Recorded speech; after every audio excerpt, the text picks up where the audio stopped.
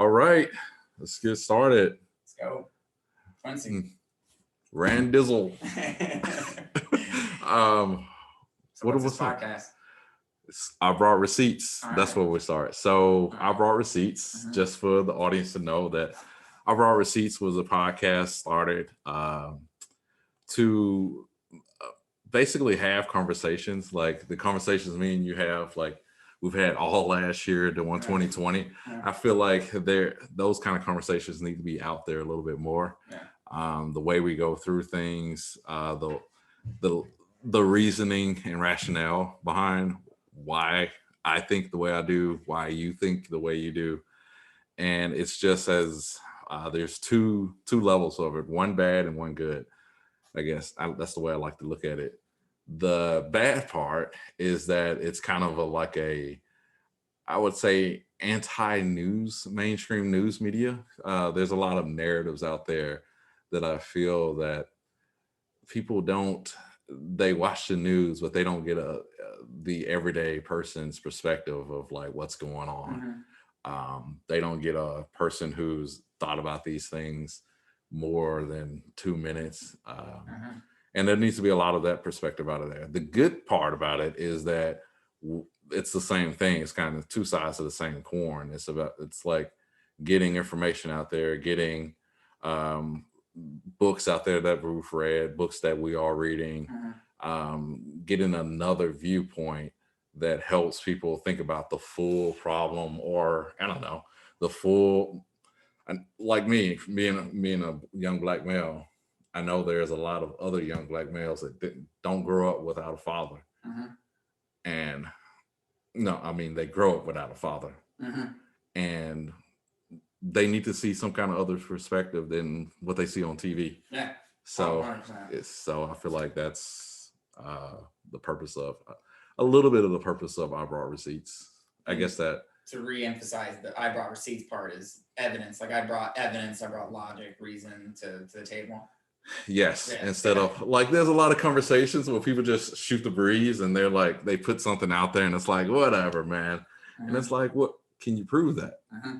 And that's a lot of things that that's not a thing that has become prominent in our society. We just make a conclusion based on unconscious bias. Yeah. I kind of, that term makes me cringe because I've heard it so much, but Yeah. that is a thing. Unconscious bias is a thing. And even if, no matter how you look at unconscious bias, there should be a conversation around it to unpack. How do you feel? Why do you feel the way you feel? Yeah. No one asks the question why. No one asks you, hey, you just made this claim. Can you tell me why? Or prove? I don't want to say prove that claim, but just walk me through your logic. Walk me through why you feel the way you feel. Yeah. Does that make sense? Yeah, and I feel like in long-term conversations, you have to walk through your logic. You can't just say something. You can't just tweet something and run away. Yeah, exactly. So instead of posting on Facebook, I'm talking to people about how I feel. You know? Love it. So let's start with you, like Randy, like just so the audience know, like me and you worked together all of last year. Yeah. We experienced most of the year 2020 together. So we've experienced since January 2nd of 2020 all the way through. We've worked together, and then what I loved about our conversations is I think we got along really well. Is just because we had some shared interests, Joe Rogan, different topics, Jordan Peterson, those types of things, and then beyond that, we could have a conversation and not take offense to anything we're saying, but then allow ourselves to say things, to test ideas between each other, to see if, like, hey, are you on the same page as I am? So you're almost in this like fertile ground of experimentation just with ideas and thoughts, and that's what I really enjoy with our conversation. So I love this like medium to bring those conversations to the table, because we're gonna say some shit that's off the wall and probably not accurate, but if you bring your receipts, if you bring the evidence, you can put stuff in the show notes. People can argue with it. Yeah. Pop in the comments and say, I don't know about that one. or Randy. Well, I mean, the way I've seen a lot of people who are prominent in this space, they get a lot. There's a lot of anger right now on the internet. I don't know if it's dying down now or what, but it's been. I've seen remnants where it's still like there's a lot of conflict between people, a lot of tension, a lot of animosity, and you don't see it really in the real world too much. You see inklings of it, but people aren't going to act irresponsible or irrational, especially in a work setting or anything like that. Yeah. But you and I have had conversations about religion, race, growing up poor, whatever, anything was on the table. Yeah. Which people talk about politics. People talk about don't talk about religion and politics. But I have always been of the camp of like let's talk about it. The only reason you may not want to talk about it is it's against what you believe. Like you have this presumption, you have this preconception, and if someone's disagreeing, that's the only reason you want to stop that conversation. I feel like everything's become polarized, man. Like you can't really. Okay, I mean, I've been working in social media, digital marketing for a while, and then I got used to. I have a different way of viewing things than a lot of people. Like I just said, like I said in the beginning, like a lot of my thoughts aren't mainstream thoughts. They're like come from more of a place of logic, I guess. I mean, I'm not saying that sounds like I'm demeaning feeling or anything. Yeah, and everything has to be anti now. Sounds like you're an intellectual superiority. Yeah, like I don't want to think from that, but like at least I'm thinking about things. And I think a lot of times I feel like we're in the information age, right? And with that, there's no more war. There's less like physical conflict and more like mental conflict, in which people are like they're saying things or they hold beliefs, and if you don't hold a similar belief, there's no more like let's talk about this. Let's walk through how you feel. There's more like let's counsel him or clap back. Let's clap back out. Like there's no like sense of let's talk through this. It's like let me one up him online, or let me like, and then the arguments just go and go, and no one has learned anything. No. I mean, there may be some facts presented, but we're just clapping back at each other. And it's like that. It's more of a contest versus like trying to get to the truth. Yeah, exactly. Especially in any social media, it's like whoever says the funniest thing that slights the other person gets the quick likes, and then the algorithm's boosted up, and then you're up at the top. And it's all whoever has the fans are in the background clapping, and it's like whoever. It's become theater. Yeah, it is theater. It's theater. So at least in these conversations, someone can at least listen. I can't just say something off the wall. I'm gonna have to explain it. So but yeah, that's how we met. And I've been in Chicago for about 9 years, small town Indiana, Ohio. So I'm from tiny little towns in the Midwest. That's my background. Yeah. And so I'm trying to pick what's one of the subjects that we used to, I think race was the big one, like the huge one, like last year after the George Floyd protests, and then you got BLM, you got Antifa, and all of that kind of stuff. Like, what would you say? How do I ask this question? I guess the big thing is like this is gonna be a touchy subject. Yeah. Y'all get ready.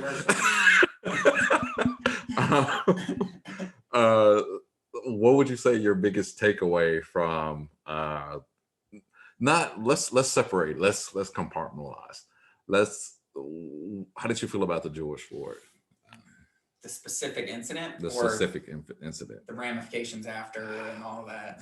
Because I'll separate the two. The specific incident was, I'm not always, the media in general, like if something is like is at the top of the headline, like I usually don't hear of it until like a day later, or at least, because I'm just not paying attention to whatever's in the headlines.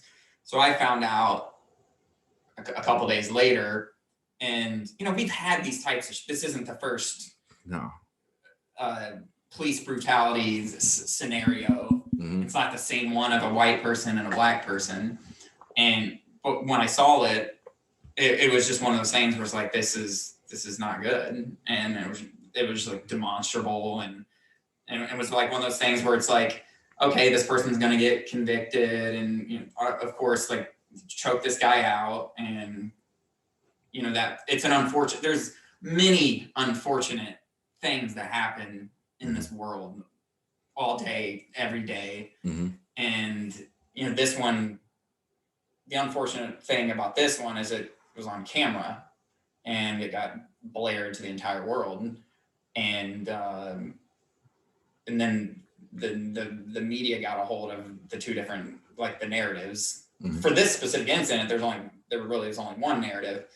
And then, so then it wasn't like, all right, this was a unique set of circumstances where there was potential, there's background history between the two people, and that was a thing. And so you try to understand the situation more. So I just viewed it as the situation like that. Like, all right, this is just another part. Like, we have inexperienced cops interacting in these, like, very violent situations, usually in some of these areas like Southside Chicago or wherever they were in Minneapolis. And it's like, these things are going to happen more often than they would in a preppy suburb over here. Yeah. I just took it as that, but then it blew up into this whole thing of white people are killing black people, and it's racism, and there was all this intent behind it. And let's just hypothetically say that all that's true. This person was racist. The intent was wanting to kill a black person, etc. An isolated incident in Minneapolis doesn't mean that that is the norm, of course, across everywhere in the United States.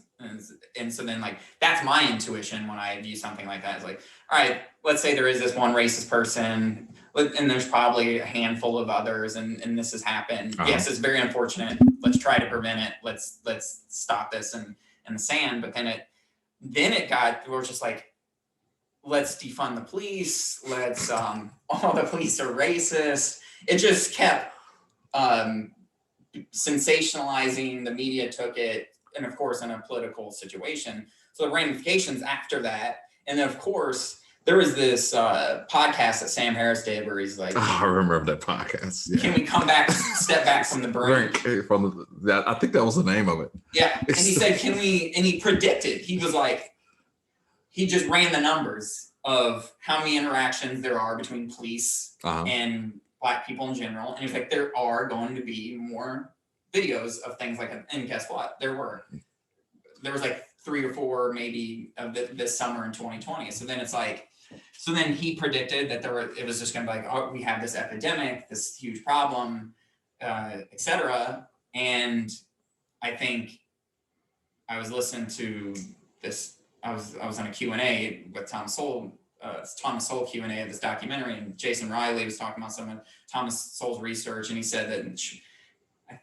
and don't hold me to this, we can bring receipts after, but it was like in 2019, I think he said like 500 black people were murdered or something in Chicago, and only 3 of them were by police. You know, that's like the huge distribution we're dealing with. And now that doesn't mean like those 3, if they were intentional, like there's intentionally people harming. But what I usually do is just, let's go to the data. Let's just go to the data and see what's happening. And of course, there's smart people doing it out there already. Be careful, man. You're all right now. So like, if you go to the data and you look at it, like there's the distribution of people dying by police. It's like, there's actually more black cops killing black people in those scenarios. It's usually the same race on race, and you have a majority black. I think DC, Maryland, some of these other. I think in New York, you have these like majority black police forces, and they still have the same rates of interactions and deaths.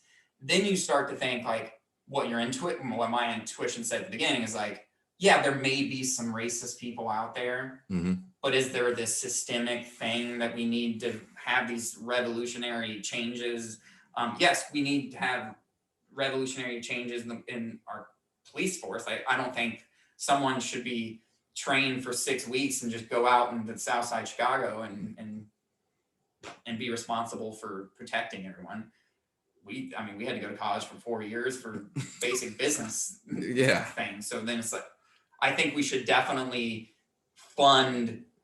I think instead of defunding police, we should fund. That's what every logical person has said over the past year. More. Yes. Like, pay cops more, give them a higher salary. Hey, we're going to pay you $150K. And then guess what? You're going to get the best people coming into the police force. We already still have good people. I had a guy I went to college with. He went to college for 4 years and became a police officer. Me too. I have a friend back in Mississippi. We hung out a lot. Worked at, I think, hospital back in Jackson, Mississippi. Mm-hmm. Good guy, the best guy I've ever known. Mm-hmm. Like, all he wanted to do was become a police officer, like his dad. Mm-hmm. Graduated in criminal justice, and mm-hmm. now he's like, he has a family and he's a cop. Like, I know these people. These aren't like evil people. You know what I'm saying? Like, and that is the whole issue I had with that. Like, it really, really broke my heart last year. I mean, it was to see police officers being treated as though, like, even my neighborhood bar, there's a police officer that I was hanging out with on not every day, but like every other time when I would go to the bar, he would be there and we'd just have drinks and like shoot the breeze, talk about football. We're in fantasy leagues and all of this stuff. We were talking about stocks, all of this stuff. And like the last year I saw him, he wasn't at the bar. I guess he was working a lot last year. Yeah. And the last time I saw him, I stopped him in the middle. He stopped me in the middle of the street, and we chatted it up. And then he looked just demoralized, man. And that was around the time when that was the week that they did that stuff with the statue. That whatever, if they attacked the statue or something. They blinded a Chicago police officer, I believe. Right? Yeah, like I think there was 20 plus police officers got injured. I think there were more like 40, but don't quote me on that. Yeah. That's going to be under the meeting notes. But it was a lot of people injured, and there's a lot to unpack there. I mean, I think for me, that was one of the pivotal moments of my life as far as politics. The only ones that I can remember that were of that epic scale was, I think, number one was probably the Iraq War. And the other three, I think, have been in the last 2 years. And that's the coronavirus hit. That's when I had to stop with my life and pay attention to like the news and all, because I have a natural disposition against the news, because I know when I'm being persuaded. I would say that's probably the least benign word I can think about it. Thomas Sowell calls it rhetoric in his book a lot. Yeah, it's like a persuasive technique to try to get. That's where I see it as. Yeah, they say the same. It's like the same narrative that's being pushed over and over again. The George Floyd incident, and then before that was the incident in which the statue incident in Charlottesville. The statue incident in Charlottesville, the coronavirus, when it first started, and then you have the George Floyd incident, and then the other one, I guess, was the Capitol incident. But the Charlottesville incident and all of those incidences have one common denominator. And that's the news media, how the news media spent those incidents and how they shape the way people feel about those things. With Charlottesville, they made Trump out to be like, Biden ran on the campaign. He ran his campaign based on this premise that I started my campaign when I saw that Charlottesville incident. And then Trump said, there's good people on both sides. And if you clearly look at the transcript or watch the video of what Trump said, he clearly denounced white supremacy and all of this stuff. And then he went on to say there's both sides of the statue incident. Like, I want those statues to come down. I grew up in Mississippi. I wouldn't say I want those statues to come down, but like I wouldn't mind if they did. Like I've never gone around saying we need to destroy those statues. Yeah. That's not my thing. Yeah. But yeah, he was saying there's both sides on that issue. That's the specifics of that is different. But the thing that I want to bring out of that occasion was the fact that the news media said they flat out lied about what Trump said. Yeah. And me being a person I was never like a TDS guy. I never like when Trump got elected, I was like, wow, it's real. Yeah. Same. But when that incident happened, I can't lie to you. I was terrified. I was looking at my TV like, what the fuck is happening? And then Trump got on the news and like even though he I will say this, seeing him on TV, it kind of, I was like, dude, Trump is a shitty person. You know what I'm saying? I'm just watching the news and I'm like, he's a shitty person. And then I'm just going about my business. Yeah. It was only years later till I actually watched the video. Yeah. I'm like, yes, Trump is extremely flawed in the way he delivers, but he did not say that. Yeah. But the news will frame it, and they did that on and on and on and on and on. And that's 6 years before that. And I feel like I'm going on a long rant, but 6 years before that, I already made that decision that I'm not going to let the news media color the way I see life and see things. Yeah. And it's negative. It's all negative stuff anyway. Yeah. It's mostly negative. How can you use it? How the hell do we get at it? I mean, I 100% agree with you. I came to that same, I guess, precipice, or how do you say that word? Where it's like you come to this divide, and it's like I was the same thing. It was like Trump 2016. This is crazy. World's ending, nuclear codes. Because that's where I was. I had the same view as you, where it's like I had this like skepticism around mainstream media and what I was consuming, but we were still I was still in like social media as well, where it's like Twitter a lot, Facebook's, Instagrams, etc. So you're still like, it was downstream. You're still getting that. So then my realization was like, oh, we have this other media that's parroting the same things for the most part, unless you're like in your own like echo chambers and good or bad echo chambers. And then I have like a renewed skepticism of like everything, because the Charlottesville thing was one where it's like, we don't have a truth anymore. It's like there's two different truths, and it's all incentivized. There's incentives behind the way we're storytelling this event. Same with the whole Russia thing blew me away, where it's like, I mean, for the first year and a half, I'm thinking, he's gonna get impeached. Like, he was in bed with Russia. My grandma, love her death, still thinks, I still think she still thinks he's in bed with Russia, Trump, but she, of course, hadn't seen the Hillary Clinton like tried to basically planted the story, and the whole thing was just made up. Essentially, that's the way I understand it. That's the way I've seen it. Because what was funny is when I was listening to Tulsi Gabbard on Joe Rogan, Hillary did the same thing to her in 2020. Yes. Because Tulsi Gabbard said the first day that she put like her bid in to run for president, she said the onslaught came. It was just like all of a sudden a light was turned on, and now she's a Russian asset. That's what Hillary said. And then all of a sudden all these slights came on her, started attacking her character. And it's like, man, we're in a place where it's like, how do we come out of it? Because we've all had the skepticism of mainstream media on both sides. We know who Fox News, CNN, we know what they look at. But now it's like, now when I view something from New York Times, for example, I have a skepticism hat on when I see something from New York Times. And it's not because Trump ratted off fake news. It's because I assess situations with my eyes, and then I did a little digging. Yeah.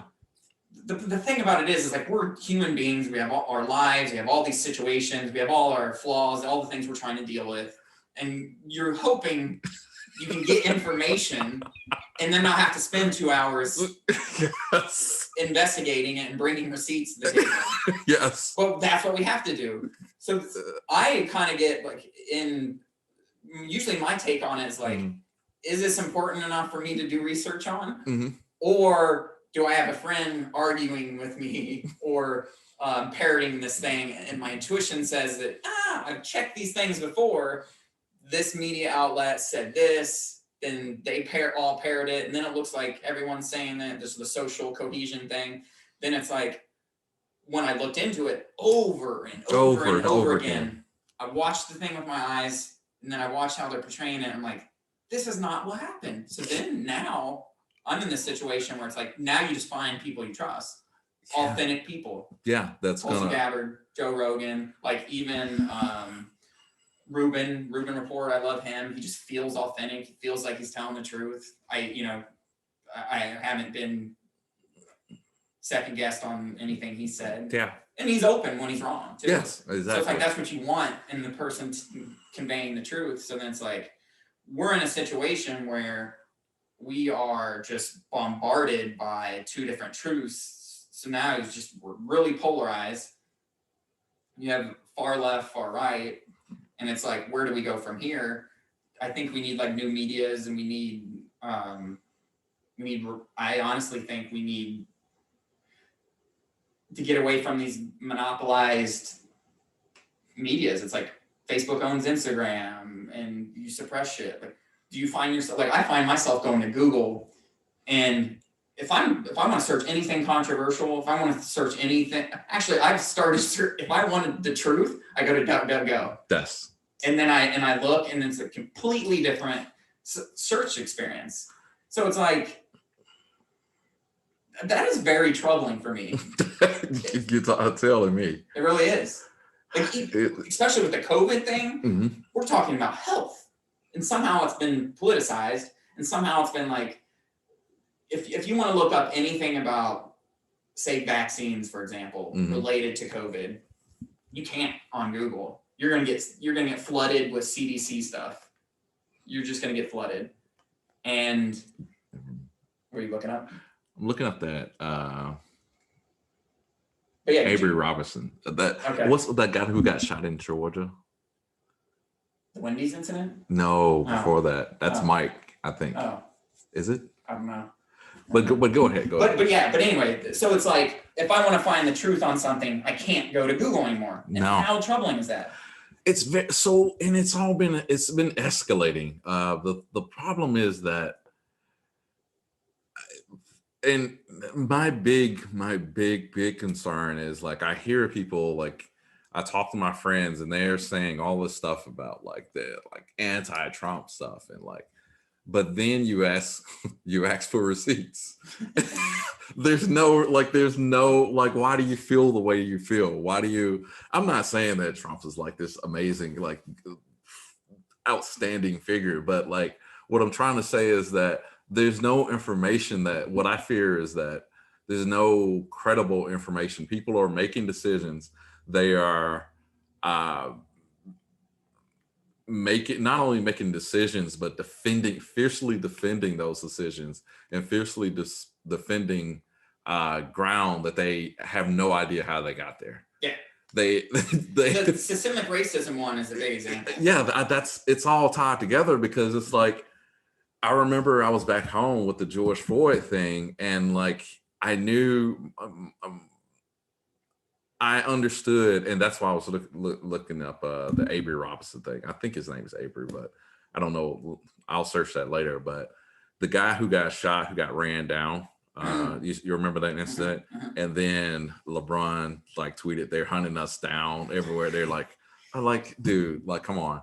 And it's just, to me, that's the same as one of Trump's tweets. It's like, dude, you're just being overly dramatic. Yeah.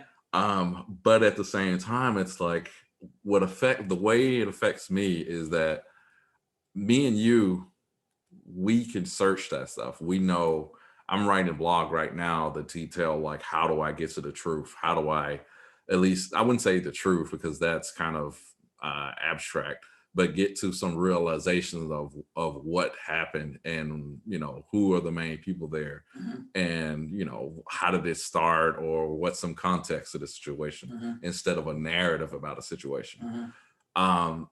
We can do that, but people like my mom, people who have trusted the news media, who turn on the TV and that's just what they get. People like LeBron. Well, he doesn't have time. He doesn't have time to investigate this shit. You know what I mean? He doesn't have time 2 hours to go look at this. So he just trust the story. That's what angers me. And I feel like, and the way it gets personal is because I feel like the Black community is being used. I think when you talk to certain people, it feels like people think this systematic racism is out there and all of that kind of stuff. And that's why I was so excited about the GameStop thing, because I think bit by bit we're learning like who are the real players of this game that we're playing or are. And right now, the narrative that's being spun, I don't think there's some wide conspiracy of these dudes in a room that are like manipulating everything, but it feels that way. And when I say feels that way, is that you have a whole bunch of people who like, they don't say it, but they have a common set of beliefs about what they're doing. These news media people who are not really journalists, they're activists. And they want to spew these certain narratives. And what happens is the everyday person gets caught up in like, oh, they're all racist people and they want to divide up people into these political factions. Thomas Sowell, like if you have an opinion that's different from the mainstream opinion, then you're just a right-wing whatever.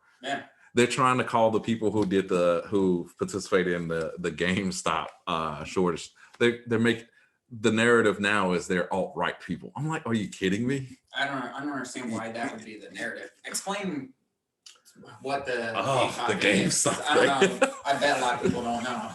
All right, so I'm gonna explain it the best way I can. I'm definitely not a financial advisor, anything like that. I have played with stocks maybe over the years, maybe 5 or 6 years. I've been just playing around with $100 here and $100 there. So what happened was there's this subreddit on the social media app Reddit. It's called Wall Street Bets. 4 million strong. I think there's maybe around 100 million active users. And what they figured out is that huge hedge funds in Wall Street, billion-dollar hedge funds, are betting on the stock for GameStop to fall. It's an obvious bet, right? And they got so greedy that they kept betting it down, like millions and millions of dollars of betting it down. Was that driving the stock price down? The thing is, what was happening was the stock. I wouldn't say that was driving the stock price down, but I will say that you would turn on the TV and see these people from CNBC. They would talk about how bad of a buy GameStop is and blah, blah, blah, and that kind of stuff. So some guy on Reddit or some people or the group in Reddit figured out that this was happening. They figured out that there were millions and millions of dollars that are being bet for this stock to fail. And they had millions of dollars online. And the way that works, I'm going to try to explain it. There's better people to explain this than I am. But when you're short a stock, you're basically, you tell whoever owns the stock, hey, I'm going to borrow that from you. And then I sell it at maybe $10 or something like that. And then you buy it back once it falls at like $5. So you've made a $4 profit. I think that's the most basic way to say it. But you're just shorting it. You're betting on it to lose. Betting on it to lose. That's the short story of it. You're betting on it to lose. And they do this all the time. This is like the game of Wall Street, right? Yeah. And this guy was like, let's stick it to the people. Let's all buy this stock. Mm-hmm. So it doesn't fail. Not only did it not fail, it went from $4 to $300. 347.15 is what I saw yesterday. Wow. When the stock market closed. Yeah. Basically, that is bankrupt, at least one of them, and the others are set to follow if the trend continues. Wow. And there are people, if you read online, most people who have bought this stock is like, I don't care if I lose, I am holding this stock. And we're going to like it's like awesome.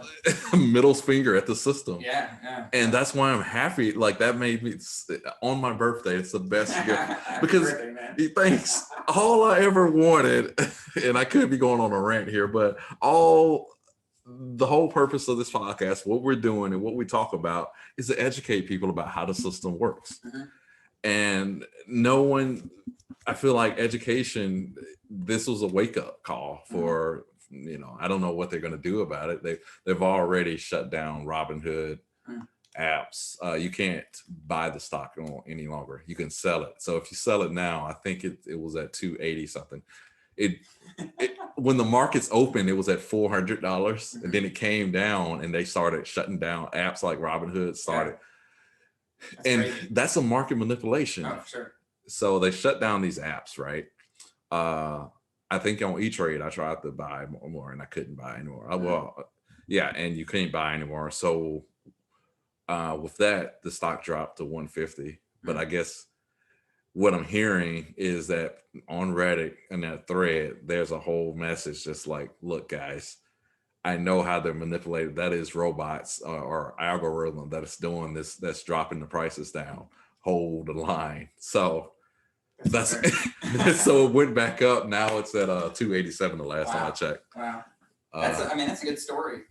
Well, it's about the reason why it means a lot to me is because I want people to know about like stuff like cryptocurrency and know like the stock market and how it works. Once you know how these things actually works, like I know politics is an emotional game for people, but if you know about the actual Constitution and how that thing works and how legislation is made and how certain decisions have to be made by the House, certain decisions can be the difference between like an impeachment and an impeachment trial, an impeachment in the House, an impeachment in the Senate, and what that means, or like how the vice president is a tiebreaker, or the legislators at the state level, and all these things. Confusing to me still. All these things we need to educate ourselves, because the more you get into that stuff, you're like, oh my God, they are screwing us over. But we can do something about it. Just like this thing. For sure. We can do something about it. And they did something about it. And it's like, I think it's a first step in decentralization of everything. No, I feel like that's a long No, I'm game for, I was thinking like power in the people. It's like a democratic, you're literally like voting with your money. You're changing something. You're coming to like a group, getting a group of people to change something. And the only way we're going to come out of this like polarization nonsense is to slowly do something GameStop way, but from a human perspective, from people perspective. The problem with that is like, if we keep getting inundated with like everything systemically racist and you're holding down and everyone's victims and all that, I've heard stories, and I've heard like on Twitter and online where it's just like white guy, it was interracial marriage, his wife was black. I remember that story. Yes. And then it just like broke up the entire family. She turned into a huge activist, and then he was the bad guy because he was white. That's basically. And that was it. Married. And there was nothing to change. Then you see also like I have someone that I know, and then an acquaintance. It was her cousin. she is half black, half Mexican, and then is married to a black man. Her dad is black. She was mad because he married a white woman, right? Wow. Just angry at her dad for marrying a white woman. Wait, hold on. Let me understand that again. Yeah. There's a black so he was dad. Divorced. Yeah. Who was his divorced? daughter is half his daughter is half Mexican, half black. Right? So the dad previously the mother is Mexican. She's out of the story now. But when he remarried, was a white woman, and now she didn't talk to him for like a year, and she plays this victim card. And I don't want to state who it is or whatever, but there's like a victim card that comes into the situation where everyone around, even though she's half black, it's like using that as like, you don't know how I feel, and everything, like, you don't know what I've gone through. Like, these people are racist. And when you start interpreting the world as everything is racist, you can literally think of everything could be out against you. Yes. Even outside of race. It doesn't even have to be race. It's like, good luck, bad luck. Yes. You know, and if you view everything as your bad luck, you follow Tim Ferriss, and he's big on Stoic philosophy, and Stoic philosophy is actually the opposite. It's like shifting your perspective, where you view everything as like out of your control, and everything that is out of your control, and everything externally, etc. And you shift your perspective and look at it as like, you try to look at it as a positive learning experience. Like, anything that's negative, you're going to grow from it. You're going to learn from it. You can literally shift anything, make it positive. That's the way we need to view the world, even in the racial lens. It's like, even going back to the George Floyd thing, it's like, what can we learn from this situation? Yes, it was a bad situation. It's out of our control. We can't change it. If there are systemic racism things happening, is there stuff in your community? That's the shit we can change. Yes. Is there something that's happening at your school? Is there something happening at your job? The problem is like, if you view the world as systemically racist, if you view our country as systemically racist, and then you're going to view things. You are going to try to become an activist against those things, and they're not really there. So I've been, new job I'm starting in 2021. I would be on Glassdoor, and you would see things that I usually don't see, where it's just like, people put a bad review, predominantly great reviews for this company. Somebody puts a bad review, and it's like, not enough people of color in management, right? And you see inklings of that type of thing.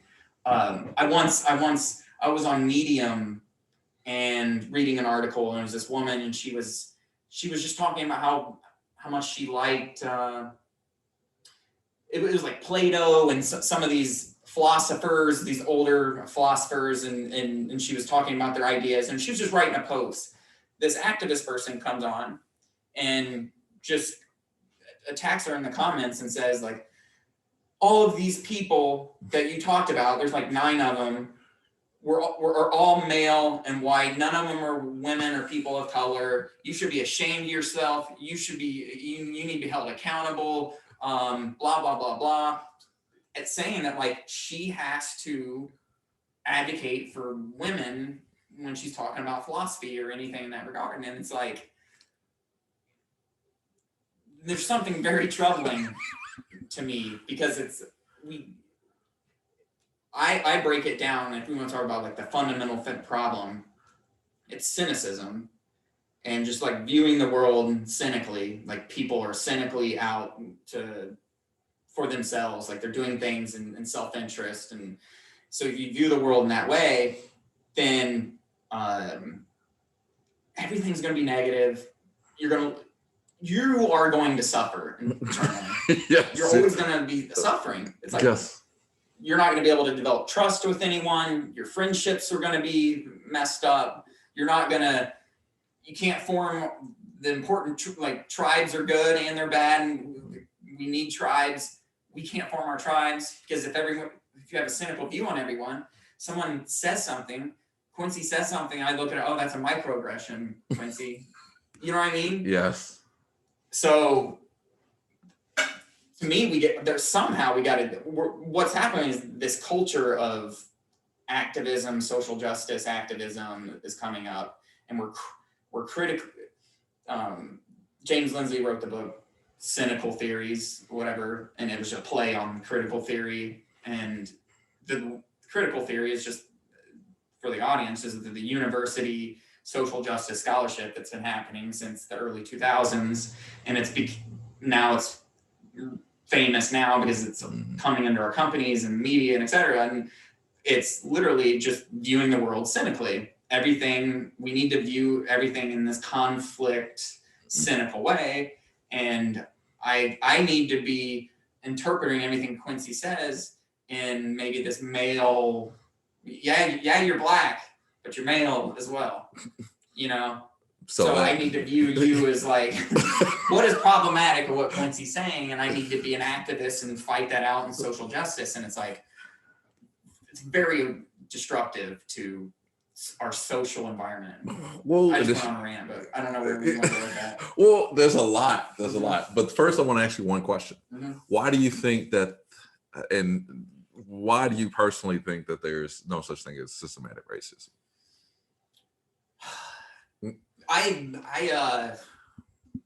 One of the things I remember asking you is that same thing. My intuition and my eyes and what I've experienced says no, but I've been relatively leaning left my entire life, and I've just took it for granted that there is systemic racism and yada yada. I started listening to people like Thomas Sowell, who I followed Black people. I was like, let me go to the Black intellectuals, right? Like people that don't think there is systemic racism. My intuition says that there isn't any. Because I'm white, I'm male, I'm in these companies, I'm in a leadership position.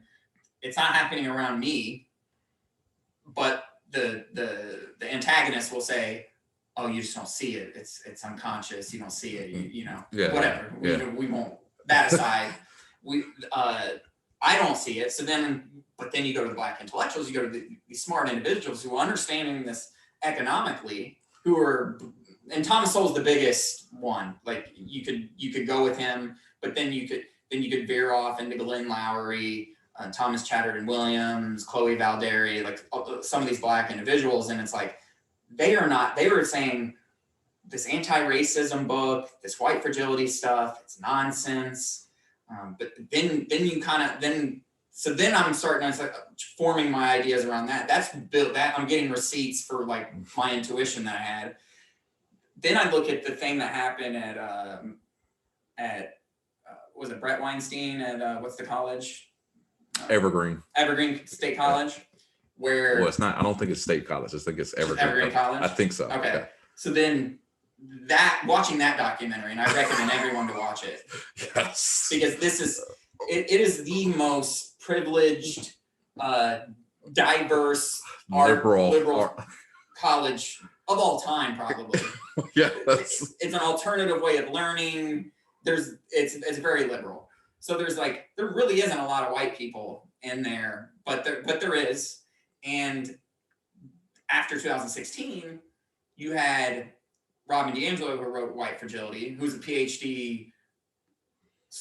She's a PhD in social activists. I think the majority of the people in Evergreen are white.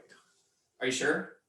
I'm not sure, but okay, we'll have to bring receipts on this. It's a good call out. But I thought this is a predominantly in the documentary you see at least in the situation, pull it up and see it. Might as well. We need a young Jamie to pull up the stats. Pull up the receipts. But anyway, neither here nor there. There definitely isn't any systemic racism happening at Evergreen College. Yes. We can say that for sure. And they tried to have a day where it was like no white people could come to campus. And Bret Weinstein said, no, that's racist. Right? So there's only 4,000 people at the college anyway. and then there were outrage. There was, you know what year that was? A coalition formed. Go around like 2014, maybe 2013. But they ended up holding all these professors and teachers hostage in these, and the police force had to hold Bret Weinstein, had to protect him from the students, and they were demanding things. They had to shut the campus down for like 2 days. After I what was it? This is for fall 2014. White non-Hispanic 70%. Oh, that's graduates. Total 65. Students of color 25%. That's probably higher than normal, or maybe be average. That's what I expected. I think expect around. Okay. So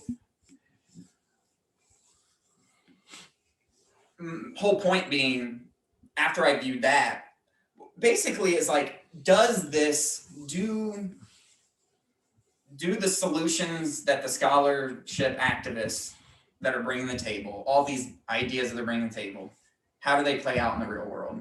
And when you saw at Evergreen College, it's like, wow. And Bret Weinstein predicted that it was going to happen, and sure enough, he came on Joe Rogan after the George Floyd. Yep. A month later. It's like, and the first thing Joe Rogan said is like, "You predicted it, sir." That's right. Exactly. And the crazy thing about it is, like, I listened to, and Jordan Peterson faced some of the same things on campuses, and all campus activism was getting pretty crazy around then. So we started with like why I didn't believe that the systemic racism thing. So then you just go and then you look at the facts as well, and it's like, systemic means to me like the system is rigged, is racist, everything that. So you can go into society and find racist people. You can find maybe a racist organization. How many fucking organizations are there in the goddamn United States? You can't just like isolate, cherry pick one organization that was racist. Like there's some famous, there's this famous real estate, I think, study, or they videotape people, and a few of these realtors were racist against Black people. Okay, 2 people at this one company, who knows in what region it was, right? This isn't bad. We need to get these scumbags out of here. But the Black people that were trying to buy those homes, they probably went and got their homes from another damn realtor. It's like there's millions of realtors. You can go anywhere, mm-hmm. right? And it's like, when I break it down to that level, and I talk to someone like you and I ask you, like, how do you feel about this, Quincy? And you're actually the one who introduced me to like, what was it? The documentary, Uncle Tom documentary. Yeah. And that introduced me to some of these alternate ideas, and that actually introduced me to Thomas Sowell. And I'm like, Thomas Sowell's probably like one of the smartest individuals. I look at him as like someone he's like a mentor for me. One of those mentors that I haven't met in real life, that if I like the name Thomas, I would name my future son Thomas. Like, that's how much I respect Thomas Sowell. He's not on the limelight at all. To me, he's like I don't know. I mean, this may be high, but like maybe he's like our Einstein. And I think this dude is so smart that it makes me sad because he's been marginalized because of this kind of issue. Mm-hmm. And it's not like I'm not going around and saying, like, I had another friend who was like, "Oh, so you're a Republican." And I'm like, dude, this is so far removed from that. Like, I don't really like Republicans. Never did. Like, my reason for not liking them is different from most people's reason for not liking them. But like, it's not even about that. It's about we're isolating ourselves we're cutting off one half of the conversation just because the authorities who are running the media, who are running social media, who are running these colleges are saying that's bad. That's like, are you kidding me? There was a lot of stuff I wanted to unpack for what you said. Like, in my experience as a Black person, I talk about it all the time. I have experienced racism Well, let me rephrase that. I can't think in my head and it's like, oh, that was racist, right? But I can think in my head that there was moments when I was like, that this situation feels racist, right? Yeah. I know that there was like, remember that incident when you told me where like in your fraternity, sorry, that they were mad because some black people were gonna be accepted in there. Yeah, you want like to tell the story? Or? Do you want to tell that story? I can tell it quickly. Yeah, go ahead. I won't get into details too much. But in the fraternity, there was folks that are from a southern region, and we hadn't had any black people in the fraternity. This is 2006, 2007 era, so it's a different world still even then. But neither here nor there. They just didn't want. You give someone a bid. We all come as a group in the fraternity to say yes, put them in, bring them in. And two of these people from the South were pissed off and saying no. Now there's going to be a bunch more black people in there. It's plain out racist as you can get it. Yes. Here's the thing: is like those people aren't going around. Those two racist individuals aren't going around like harassing black people or anything, and it's still racist, but they're not like taking action and like being racist to black people out in public. But still, go ahead. That was the story. Yeah, the story, like they were super pissed about that. Yeah. And if I was one of those black people who were getting in that fraternity, I probably would have felt it vicariously some kind of way.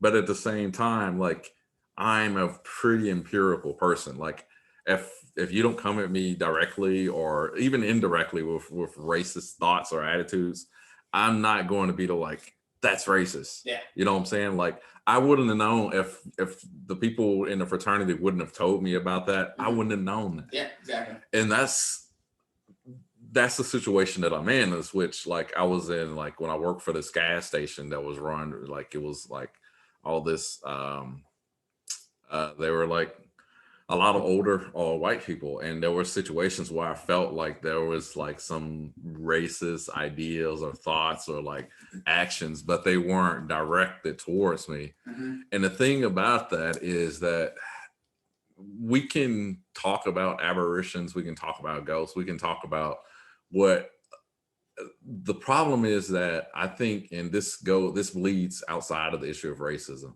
We're trying to, what's the word about it? Criminalize intent.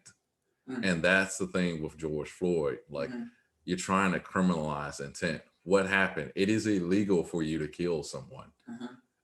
Like, let's deal with that. Yeah. And so and that's what critical race theory does. It tries to go inside of your head and figure out what you're thinking about someone and remove that. And that at that point it becomes a religion, because what else are you gonna have to work on?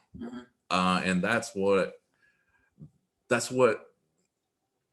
my fear is, because it's the slippery slope thing. Like if you can criminalize intent such as racism, then what's going to hold you back from criminalizing any other intent? Or you think that, oh, just because I made this action, this is how I feel about the world? Or what makes it okay for the news media, like this thing with GameStop?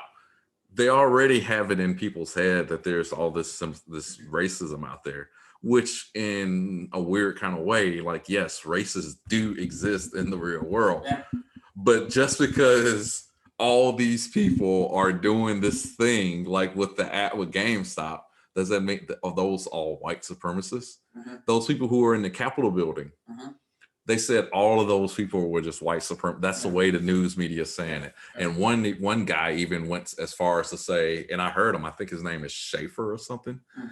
He was on the news saying that we should view all these people as criminals. And I think Biden used it in his speech, this word nativist. Like, what is that? Nativist. He's like native. They use the words nativist. They use the word libertarians. So you mean to tell me libertarians, and dude, he said it on the news. Like, you're going to tell me that you're going to view a libertarian as a domestic terrorist? Yeah, that's well, I mean, this is this is discrimination. Yeah, that's it's discrimination. It's stereotyping an entire group of people based off of. It's what we've worked so hard to get away from for the longest time. And as controversial as Candace Owen is like one thing she does point out is like we are becoming more segregated. Yeah, we are. When you get on Netflix, I'm trying to get nudged to watch Black movies, Black TV shows. I'm trying. There was billboards in Chicago, Black-owned restaurant. It didn't tell me anything about the business. It just said it was Black-owned and said the name. Which is weird to me. Like, I don't mind. Look, please support Black businesses. But don't like Solar Republic. Please don't lead out with that, because then you're like dehumanizing a person. It feels dehumanizing to me that that's all you see is this like I appreciate the fact that you're supporting the Black business, but don't look at it as though you're don't look at that as the same thing as me, Quincy Bingham, because I have a totally different experience. And I think that's the problem I have with a lot, like Uncle Tom. Like, these people, Biden said it, when Charlemagne asked him, why should Black people vote for you? And he was like, if you don't vote for me, you ain't Black. Yeah. It's trauma. He lost my vote. That literally lost my vote. Yeah. Like, you can't, like, when we get into like, I know it's a thin line. I know people want to do good, and I know a lot of these people have good intentions. But there has to be some kind of reason to this stuff. You know what I'm saying? See, I've been in these conversations with people, and I even try to encourage folks, like, because the books I read, the books that became popular right after George Floyd and the whole racism thing was White Fragility and the Anti-Racism. And all these people are white. And Ibram Kendi's Black. Oh, yeah, Kennedy. But Robin DiAngelo's white, and she wrote White. The two books that I read, I looked at those books, and I followed the intellectuals, and they're like, this shit isn't. They're very skeptical. So I understood it, and I read some reviews and tried to understand it. The books that I went to was Discrimination and Disparities, which are on your bookshelf. Yes. And then Booker T. Washington's Up From Slavery. That's like one of the best books I've ever read. And it's like, if you want to understand how to come up, let's say everything is systemically racist. I encourage anyone, like, if they're listening to this, well, go read it from the man that came up from slavery. It's his autobiography, Up From Slavery, and hear how to do it. If he can come up from, and you listen to how he explains the situation, he doesn't have any animosity against white people. He even blatantly says it. And he was a slave. He comes out of it, and it's all about, like, developing merit and developing the tools and skills in order to succeed in the world. And he was viewing the world like you were just talking about, where it's like you said you called it criminal intent, where it's looking at people's intentions as always negative. So just constantly goes back, and so he viewed the world much differently. And the way he viewed the world was like, when he got a sweeping job at a school, his first job, they asked him to be like a janitor, and it was like a test. He said he swept the school like it was like he was going to die if he didn't get the job. Like he like, you know what I mean? Like, he swept it to a T. He went way overboard. Oh man, that's the best job he could get. This sounds racist, man. Yeah. You know that. So he got the job, and the reason he got the job, and then he could pay for his schooling, and then he went on and created Tuskegee University or whatever, Tuskegee School, and the rest is history. But like, those are the two books that I went to,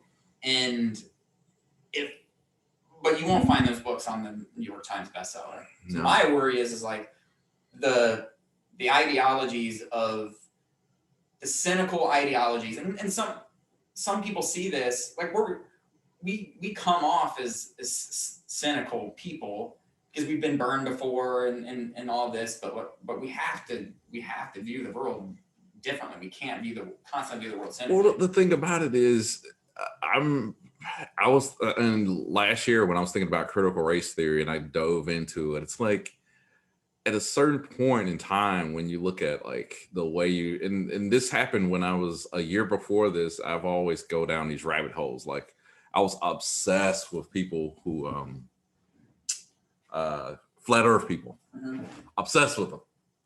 And the reason why I was obsessed with them is because how can they believe in this stuff? But you got to look at it from a standpoint. And that's when I figured out, I was like, you know what? I understand how, and it goes back to the news media and all that kind of stuff. But at the end of the day, you got to have some kind of utilitarian view of the world, because think about it. If you're a Black person like me and you do think that everything is systemically racist, what's next? What are the actions that you take?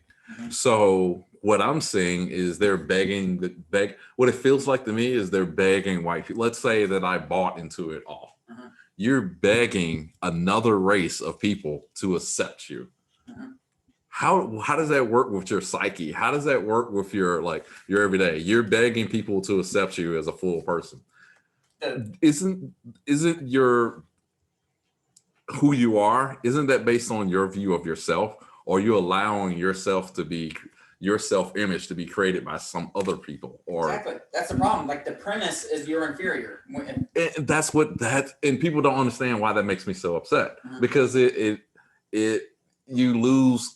But the thing about it is maybe a lot of people haven't read the quote unquote self-help books I've read, like Tim Ferriss and all of that, because at the same time, it's like you can't, once you blame someone else, and I think this is a Robert Kiyosaki thing, once you blame someone else, you lose all the power in the situation. Yeah. So even if I bought into it, what's the utilitarian use of this? There's no use. Like it doesn't teach me how, and I think that's my whole problem with the whole woke thing. Let's make it bigger. Let's go outside, and this whole woke thing of our society, of our generation, or whatever. No one is talking about how do we become better human beings. No one is talking about let's move in this direction, or no one is talking about, hey, let's move society forward by doing these things. This is how we become better. This is how we become great. We don't have leaders doing that. We need leaders to. And that's what Tulsi Gabbard was saying. Like we don't have anyone that is like getting us to aspire. Like I think Trump did that in a certain kind of weird way, but he wasn't he had a lot of flaws in doing that. But at least he was like, the way I like to say it is a lot of times he's directionally right. Yeah. Like he gets it in the area, but we need something like that. We need someone to tell us like, hey, this is how you succeed in this life. And that's, no one is talking about, oh, we're going back, we're tearing down statues, trying to tear down history, trying to accuse people of being racist, trying to counsel people because they voted a different way, or counsel people because they think a man is a man and a woman is a woman. Like stupid shit like that. Yeah. We need, one of the biggest things that I despise with Trump out of the get-go as a leader is like, we mimic behavior of our leaders. Like you've been in companies, and like there's cultures within companies where you start saying the same things. They've actually done studies where people they start like wearing the same shit, you know? And so this same thing happens with like, you start mimicking your leader. As a child, you mimic your parents. You know, we have mimicry in our brains that functions that way. And it's like, we need a leader. And I see people at like Tulsi Gabbard, where she's like, she's a great leader, authentic, rational, and personable, and not trying to use rhetoric to play this tribal card. And she talks about it because she was governor for 8 years? I don't know. I think so. Wow. Or she was in the military. I don't know about governor. She was a Hawaii state She was in the, like, I think she was a governor, or what's the other one, senator or something? I don't know. I think she was a governor. Check. She's a congressman. I mean, was a congressman. Okay, congresswoman. Yeah. Okay, so congresswoman. so she was in there, and she was just talking about how, like, she called it high school. She goes into the house or whatever, and people they have their cliques and stuff. And if she went and she worked out with someone, and then somebody said, and then they were Republican, and someone was like, "How could you do that, Tulsi?" You know what I mean?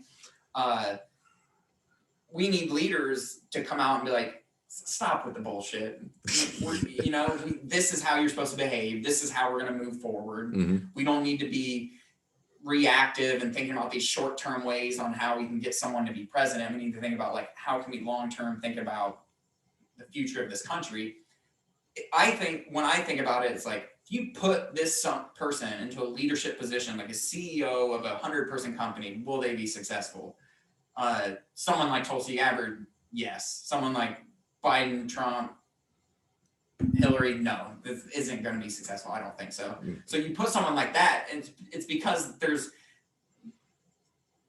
not many leaders in this world, and so we need them to come out and show us. And it's like, right now we've been in this back and forth to where we haven't had any real strong leaders. Sometimes I think there's a little despair where I'm thinking, man, I don't know, that I have some hope because we saw some people that come up through the primaries, but then they always get kind of shut out. And it's always like, who do we think has the best chance of winning, and pry those person up. That stuff is frustrating because then it's like real change is going to happen. But this shit's been going on for a long time too. Like I read Thomas Jefferson's biography in the beginning, and people used to get in fights. Like it wasn't Democrats, Republicans then, but people would like be punching each other out there. There was like huge debates, and they were talking about foundational principles for the country. Yeah. But there were fights, and it was even more ridiculous than it is now. So this shit's been going on for a long time. But when I look at some of the founders of the country, like these people they had this like prudent vision for this country that had nothing to do with their current situation. They understood like Greek democracy, and understand like Roman democracy and republics, and understand like how did they fall, and what was the reasonings, and they tried to prevent that. And it didn't have to do with anything with race or anything in that regard. And it's like, how could we create something that's going to last forever? And that's what they tried to build. And we need people that can think like that. But the problem is we're incentivized. One of the biggest things that I don't understand a lot about is lobbyists, and Tulsi talks about it a little bit, where it's just like our politicians are incentivized to do certain things. And she said she was actually asked, she said she hadn't been like directly asked, and she explained a situation where it was a lobbyist situation where she needed to be on this side of the fence. And not, who cares what was being passed. She needed to vote the Democratic side. And she called the big tech stuff, like we're getting so huge where it's just like you just throw a bunch of money at someone and get whatever through. But I don't know, I'm done talking about politics. I feel like, especially after 2016 came, I just walked away from politics for about 2 years. Actually, I think I really just walked away from it until 2020, Same here. Well, I'm glad you said you're glad I talk about politics, because think about it. I think we are, like, you say you're a little cynical. I'm very cynical. I don't really like, I don't think there's anything a politician can do to help me. Like, I literally believe that wholeheartedly. And that's the problem. And I'm speaking from a person in the Black community, because I was like, why are we, and I think I wrote a blog about, why are we depending on these politicians to, as long as there's, and that's what I figured out about how I view politics. Like it's either, it fits my viewpoint as in one of three categories. Either you can call me a constitutionalist, or I hope I said that correctly, a libertarian or a populist. It doesn't really matter to me. What matters to me is that I think humans have proven throughout history that political things or political government, I mean, the whole branch, the whole area of politics or government in general, the less you have of it and the less they stay out of your lives, the better off you are. Mm-hmm. When you start depending on the government for certain things and start looking to those people as like, I don't know, like, I don't know what to say. Like, I don't know how to describe it, but looking at those people as more than just people, as people who can solve your problems, or you get emotional about them, or you like get emotionally attached, like the TDS people or the QAnon people. When you start doing all that stuff, there's nothing good can come out of it. No. Nothing good. Absolutely. Like, what is the government going to do for you? Anytime you ask the government for something, I can't think of anything the government can do for me besides make sure that the game is officiated fairly. And even that they fail at. Yeah, I mean, this is what discrimination disparities like outlines. This is what Thomas Sowell's like. Yeah, everything, all of these social visionists, social utopian, equality, etc. All of these things sound great. The theories sound great, but what happens when the solutions come in? Like, what are the results? Let's follow the results. Let's look at the welfare program. Let's look at affirmative action, see how that played out. Let's look at minimum wage, see how that plays out. And he looks at it from an economist viewpoint. Let's look at countries that's redistributed wealth and see what happened there.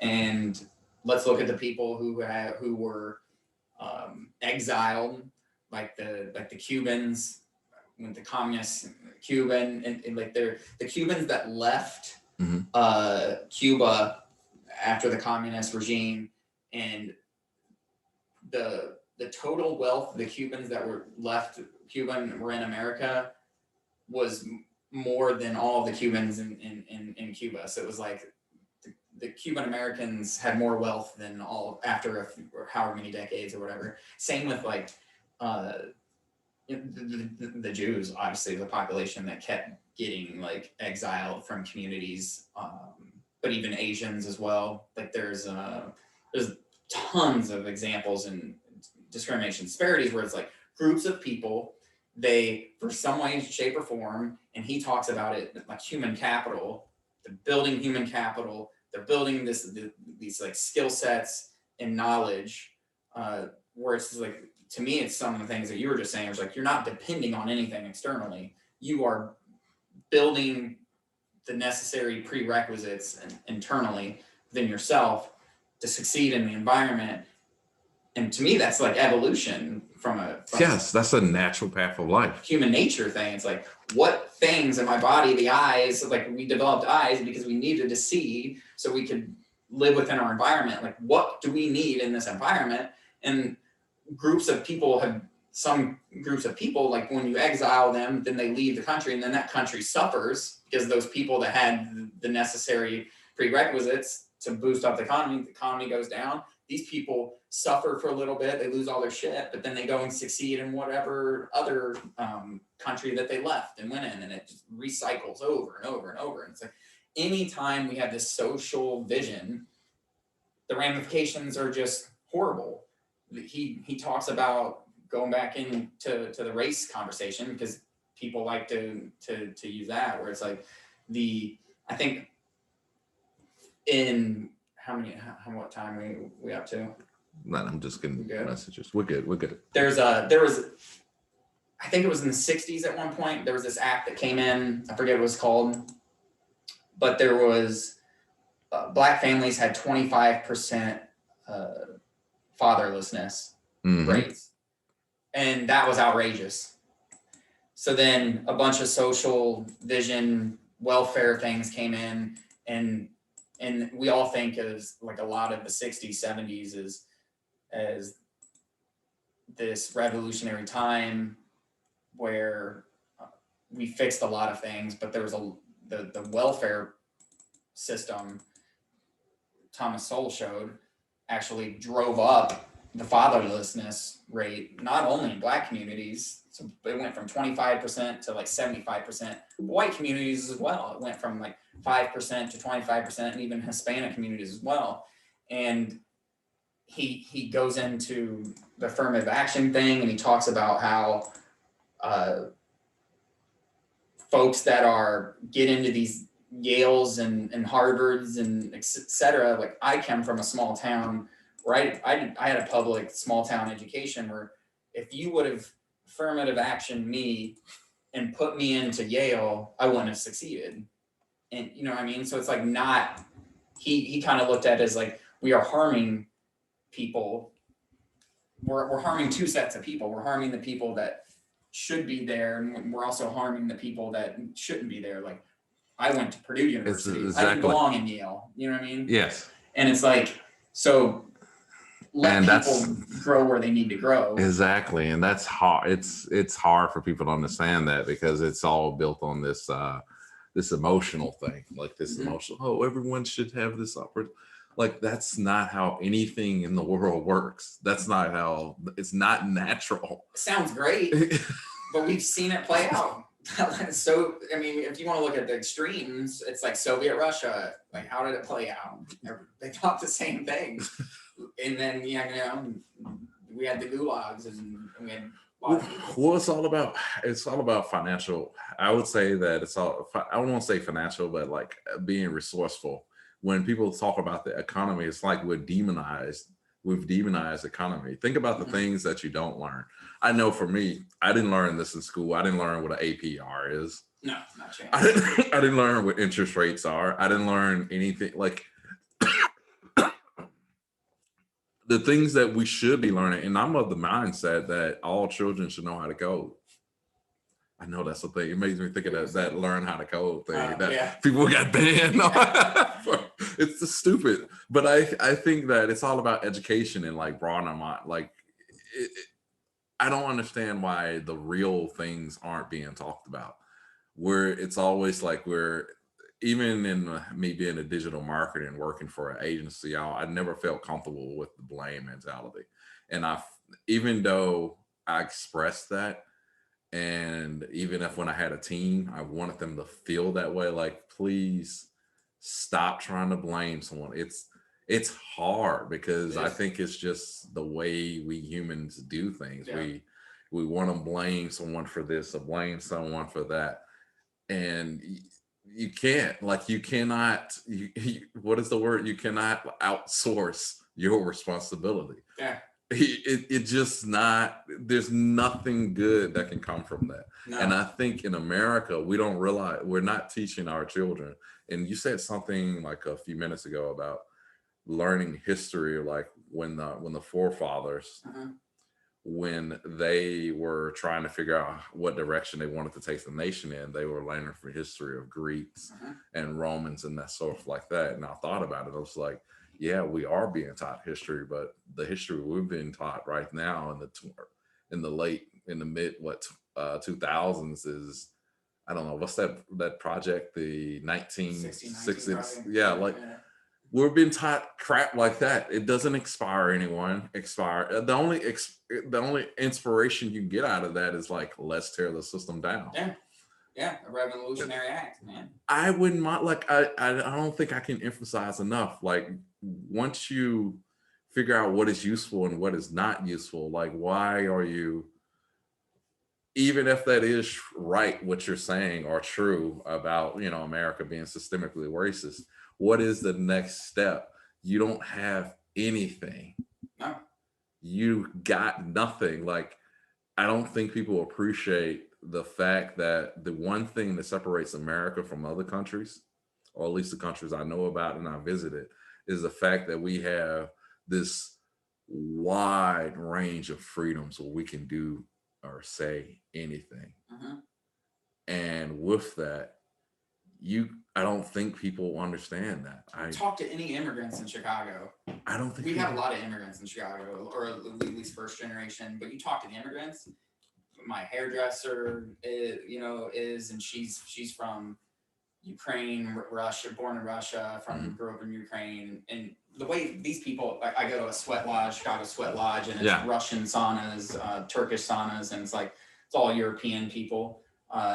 And you have a conversation with them. My father-in-law immigrated from Sicily, and it's like, talk to those people, and they're not thinking like this. It's just not a natural way to think, and it's like, I don't think people understand is they're being taught to think this way. They look at this place and it's like, the freedoms are unbelievable. Like my hairdresser, she talked about she remembers being in Ukraine and living in a communist country, and when it was run by Soviet Union, and it was like, she just talked about how horrible it was. I don't think people get it, and I don't think people understand. I think there's a loss of context of where we are in history. I think people think online that I'm a big psycho for this fucking. I don't know. Maybe people think I'm weird because they don't understand the stock market. They don't understand any of this stuff. So you think I'm maybe, and you know how they get their understanding? They'll see me talk about this stuff and they'll watch the news and they're like, oh, Quincy is one of those alt-right people, because they don't understand any of the ramifications of this in the context of history. And when I say that, I mean this has never been done before. Like a group of people who are not financial, who don't have careers in the financial industry, decided to do a thing, and now they have bankrupted a huge billion-dollar hedge fund, and potentially could have the other ramifications for the other hedge funds. This is a huge thing. Yeah, it is huge. I didn't know about it until today. No one is talking about the decentralization. No one is talking about how we're in the information age. No one doesn't see anything weird with how biased the news media are. No one knows any of this. And I think those are some of the problems. I think it stems from education is a broad word. I feel like there's a better word than education, maybe awareness, but that doesn't seem to quite get it. We're just living our lives and we have not been challenged. And I think people, when bad things happen, I think people will think that bad things are always really bad things. And they've been conditioned by the news to look for the bad things of war, or people might die or something like that. I'm like, no, we're frogs in the pot that's slowly being cooked. And we don't know it. That's what I think. I mean, one of the things you said earlier is outsourcing something. Responsibility. Yeah. So what I'm thinking about, they're outsourcing their thinking to the media. And we all do. We all have to outsource our thinking at some point. At some point to something, too exhausting to try to understand and decipher everything. But there's certain things that you have to constantly try to in-source your thinking as well. And you mentioned some of the founding fathers, and one thing that popped in my head was have you ever been to DC and been to Thomas Jefferson's library? I've been to DC, but never. I don't think I went to this library. They have his library restored, Thomas Jefferson's, and this thing is just magnificent. I mean, it is huge. Yes, and it looks like a library. Like if you walked down the street and went to a library, I mean, this thing is massive, and you can look at all of his old books, and you have things in there like old Greek, Plato, all these philosophers, everything, mathematics, all this stuff. And it's like, this dude was well read, and he educated himself, but that shit takes a lot of work. You know what I mean? Yes. And it's like going to work out every day. Yeah, 100%. And we all have jobs, and it's like you have to be willing to bake that in. But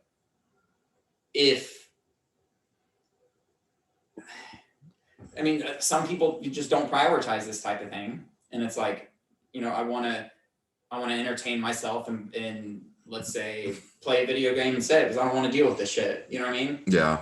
But then if you spend 2 hours doing X or Y or Z, whatever it is, then you're gonna have to outsource your thinking if you want to get any information.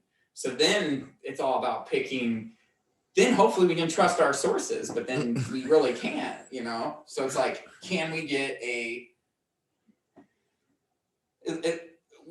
I don't know, can we get a So here's a change in I mean, we probably got a few more minutes, but here's a change. Like, I feel like, I don't know how long we've been on this for, an hour or something.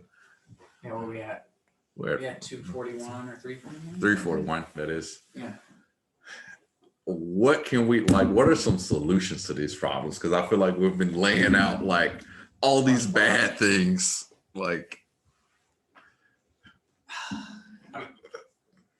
I always think of like starting internally and improving yourself, and then slowly branching out. Yeah. And once you get your shit together, which is gonna take a long damn time, and I still Forever. it's a forever thing. Yeah. But once you get your shit together in a certain way where you can be responsible and accountable for your actions, and you have your emotions in check, etc. Then you got to start branching out into your family, and then after your family, your loved ones. That's going to take a long time, and it's like it's almost like you're not. It's like a collaborative thing. Like if I start eating healthy and I'm working out, then usually the people in your social group start to do it as well. There's shit tons of studies where it's just like, if your friends become obese, then you are way more likely to become obese. Same scenario in the opposite way. I think we have to just constantly just go out from there. And you know, we still operate in tribes. We still operate in herd behavior. We have to start creating tribes all around the country, in our communities, and slowly build up. And you know, I've done this with like my twin brother and my younger brother. We've kind of just like create our own small little tribe in our family. But then we're talking about like opening up, because we'll read books, we'll come together, and we'll have like these brothers meetings, and then we'll talk about ideas, talk about what we've read. Are these what, official brothers meetings? Yeah, or like we'll come together to one of our houses, and we'll have a conversation. It'd be like 2-3 hours sometimes. We'll talk about like religion, spirituality, whatever the hell we're reading, books we're reading. We'll come together and we'll talk about these ideas and bounce shit off of each other, recommend books, etc. And we have like iPhone notes shared. We'll have like podcasts to watch, and it's just kind of evolved over time.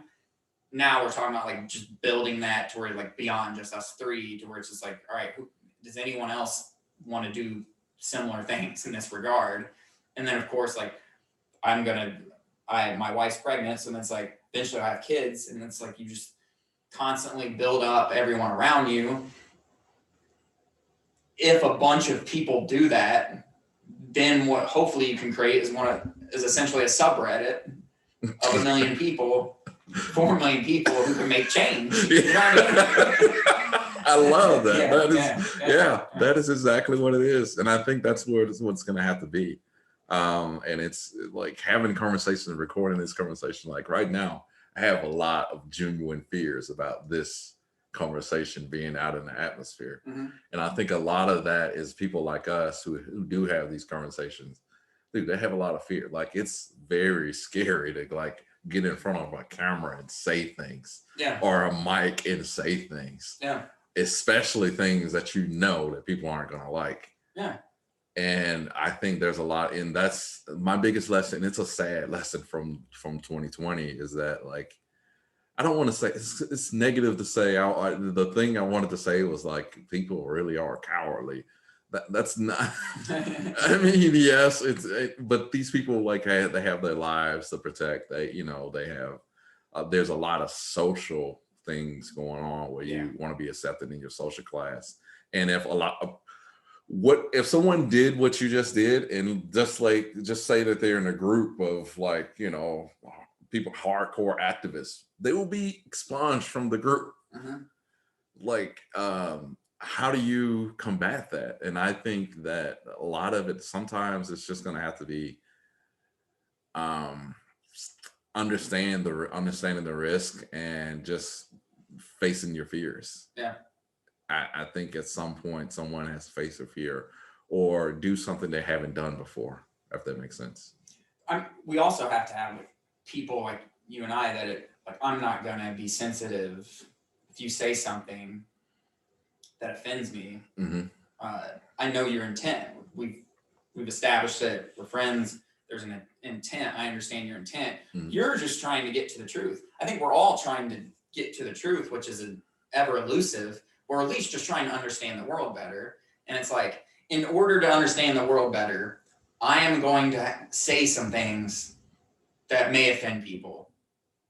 It's inevitable. So, and that's like freedom of expression. So we're going to have to freely express ourselves in order to exchange ideas, in order to progress and get closer to the truth, which is ever elusive. And it's like that process.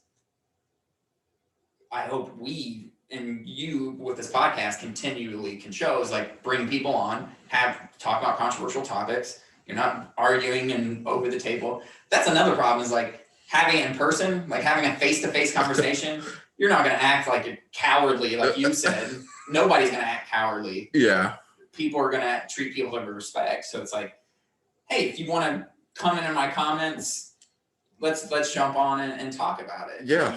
And let's have a I think that's what we need more of in this clapback culture. Yeah. Well, let's end it. Yeah, man, that's such a harsh word. End it.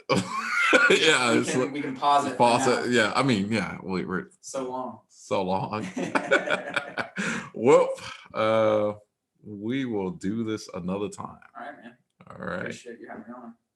No problem. And I'm surprised it didn't turn off on it.